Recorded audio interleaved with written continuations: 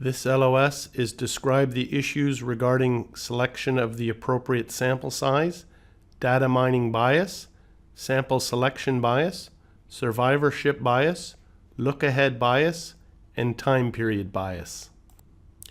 3 issues in the selection of sample size are 1, the need for precision, 2, the risk of sampling from more than one population, and 3, the expenses of different sample sizes. Now we'll look at some of the bias in sampling. The first one is data mining bias.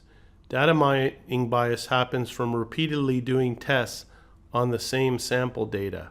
There's a very good quote, "If you torture the data long enough, it will confess to anything." That's by Ronald Coase. I love that quote. It just means that if you're looking for something, you'll find it if you repeatedly doing tests from the same data. Okay. The second one, sample selection bias. The sample's not really random. You're looking in a specific place. The third one, look-ahead bias. You're using information not available at the time to construct a sample. Time period bias. A relationship exists only during the time period of the sample data.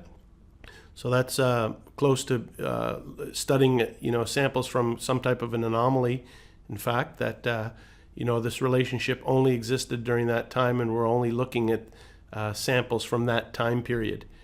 And finally, there's some biases in investment research. The survivorship bias. We're sampling only surviving firms. The data is only available for firms that are out there right now, but there's a lot of firms that didn't survive. So that is talking about survivorship bias.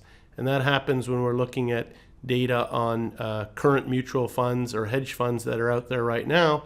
It's not including data from funds that didn't survive. We call that survivorship bias. And that's the last slide on this LOS. Thank you.